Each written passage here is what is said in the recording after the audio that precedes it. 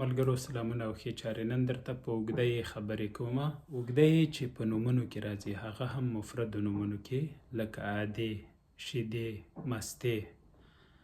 دغې قاعدې یا دغه وزن ته په پام سره تاسو ښځینه نومونه په اوږده یې لیکلی سئ، یعنې چې دوه ټکي لاندې باندې راځي. او بل که کوم ښځینه مفرد نوم په ه یا زور ختم وي، جمع یې په اوږده یې سره راځي. لکه ښځه ده، زور سره ختم ده، ښځې جمع راځي. مڼه ده، مڼې راځي. مالټه ده، مالټې راځي. یعنې مالټه یوه سوه، مالټې جمع سوې چې لاندې باندې یې پکې راځي.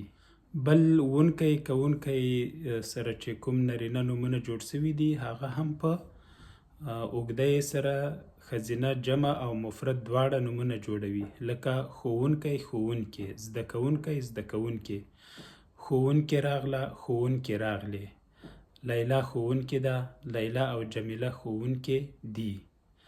لکه آریا زده کوونکې ده، دا یو مفرد نوم شو، خو که جمع هم وي ویلی سي چې آریا او هیله زده کوونکې دي یا دوی زده کوونکې دي. دا ډول چې د نرینه مفرد ستاینومونه په اوږده یې ښځینه مفرد او جمع ستاینومونه جوړوي. لکه ستړی، ستړې، ښکلی، ښکلې، غښتلی، غښتلې. زه ستړی یم یا موږ ستړي یو. خو چې ښځینه سي بیا لیلا ستړې ده، څانګه ستړې ده. لیلا او نازو ستړې دي.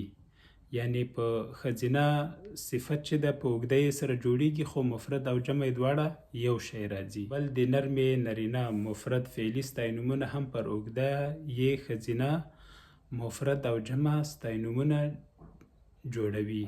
لکه تلونکی، تلونکې، وتونکی، وتونکې. جمیل تلونکی دی، جمیل او باور تلونکي دي.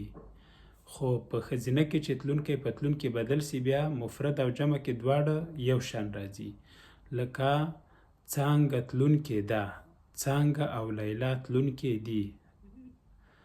هغه ښځه تلونکې ده، هغه ښځې تلونکې دي. په راتلونکي ویډیو کې به هم په همدې اوږده یې خبره کوو. ښه وخت.